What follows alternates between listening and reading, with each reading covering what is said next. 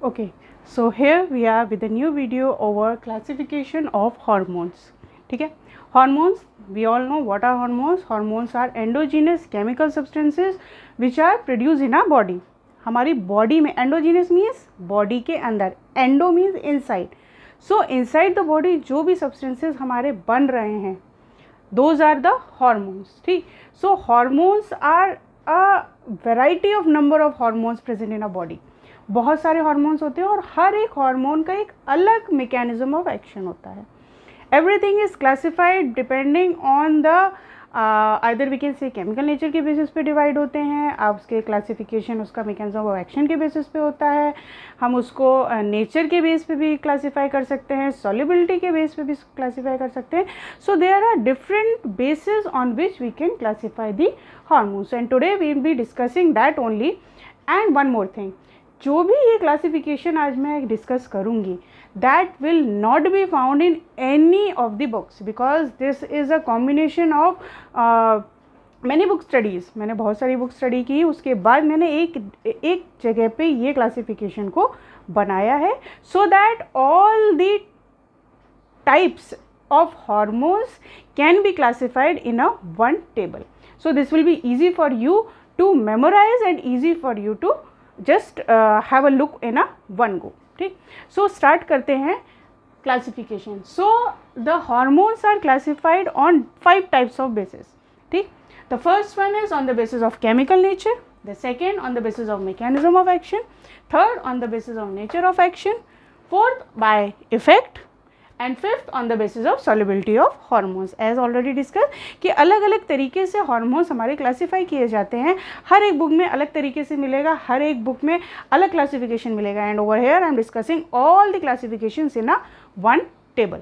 ठीक, so start करते हैं from the chemical nature. That means कि हार्मोन का केमिकल नेचर कैसा है, हार्मोन्स की केमिस्ट्री क्या है, उसका स्ट्रक्चर क्या है, उसके बेसिस पे क्लासीफाई किया गया है. The first one is peptide hormones which is for example ADH हो गया, ऑक्सीटोसिन हो गया, कैल्सिटोनिन एंड मैनी मोर. ठीक है, हर एक में बहुत सारे होते हैं. I have just discuss 2 to 3 so which is easy to memorise. ठीक है, 1-2 ही याद करने होते हैं, उससे ज़्यादा सफिशिएंट होता है. अमाइंस में एग्जाम्पल आ जाता है आपका thyroxine and noradrenaline. If you see the chemical nature तो उसमें अमाइन ग्रुप प्रेजेंट होता है, उसके बेसिस पे उसको क्लासीफाई किया गया है. प्रोटीन में आता है आपका insulin, growth hormone and glucagon. And last one is steroid. Steroids में आता है oestrogen, androgens and testosterone. Then comes on the basis of mechanism of action. That means कि हार्मोन्स किस तरीके से हमारी बॉडी में काम कर रहे हैं, किस तरीके से वो हमारा बॉडी में अपना एक्शन शो कर रहे हैं. So that is group 1 and group 2. Group 1 these 2 type में हमारे जितने भी हार्मोन्स हैं those all are classified. Group 1 is also called as nuclear, lipophilic और साइटोसॉलिक हार्मोन्स. ठीक है, and group 2 is surface receptor और वाटर सोल्यूबल. दैट मीन्स कि एक है जो हमारे वाटर में सोल्यूबलाइज नहीं होते हैं, एक है हमारे जो वाटर में सोल्यूबलाइज हो जाते हैं. दूसरी का दूसरा नाम है आपके nuclear. Nuclear receptor that means कि वो न्यूक्लियस के अंदर प्रेजेंट होते हैं. ठीक है, therefore they are called nucleus और साइटोसॉलिक. क्यों? क्योंकि वो जो आपके सेल में जो साइटोसॉल प्रेजेंट है they are either present over there और the nucleus and they are not water soluble. That means they are lipophilic, water insoluble. And group 1. ठीक, the another one is group 2 that means surface receptors. जो हमारे cell की जो surface होती है those are present over there, those are surface receptors. And nuclear receptors कहाँ है? जो न्यूक्लियस है, दैट मीन्स क्रोमैटिन मटेरियल यहाँ पे प्रेजेंट है, उस न्यूक्लियस के अंदर जो साइटोसॉल है they are present over there. Okay, and water soluble हो गया आपका. सो ग्रुप 1 में कौन कौन से आ जाते हैं आपके? Steroids, thyroxine, oestrogen, androgens. And group 2 में आते हैं आपके all the secondary messengers which are produced inside the body. secondary messengers जो कि हमारे ये कह सकते हैं कि which are having different types of mechanism of action, and these secondary messengers are the vastest category of the receptors through which they bind. those are your GPCR receptor. मैंने पहले भी बताया था आपको कि GPCR is the maximum amount of receptors which are present in the body. that means G protein coupled receptors. और ये G protein coupled receptors हमारे वो होते हैं जिससे कि ये secondary messengers bind करते हैं. So these secondary messengers are further classified into 3 types. CAMP, cyclic adenosine monophosphate, phosphatidyl inositol or calcium or both types of receptors, and the third is CGMP, that is cyclic guanine monophosphate. CAMP में आ जाते हैं examples FSH, LH, PTH, ADH, glucagon, calcitonin and many more.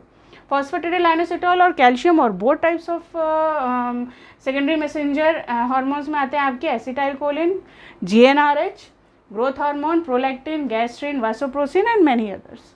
And CGMP में आता है आपका ANP, that means anti natriuretic peptide hormone.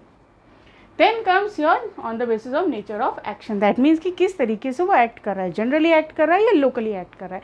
That means generally वो हमारी पूरी बॉडी पे इफेक्ट शो कर रहा है या लोकली एक पर्टिकुलर एरिया में शो कर रहा है. सो जनरल में आता है आपके थायराइड और insulin.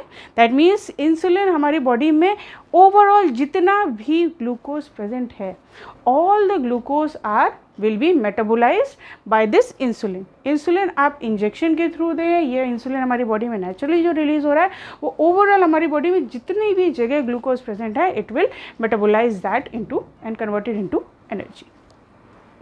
And then is local, that means जो लोकली एक्ट कर रहा है, like testosterone, nitric oxide which is release from the blood vessels, हमने स्टडी किया था.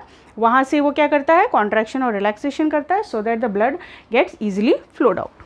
प्रोस्टाग्लैंडिन, हिस्टामिन, सेरोटोनिन, एंजियोटेंसिन भी हमने स्टडी किया था. हिंदी एंजियोटेंसिन, एल्डोस्टेरॉन एंजियोटेंसिन जो सिस्टम था उसमें हमने स्टडी किया था. सो दैट मीन्स आइदर वो स्पेसिफिकली किडनी में एक्ट करती है और इन दी अदर एरियाज. ठीक है, so that is specific, locally वो एक्ट कर रही है. एंड एरेथ्रोपोइटिन, ठीक.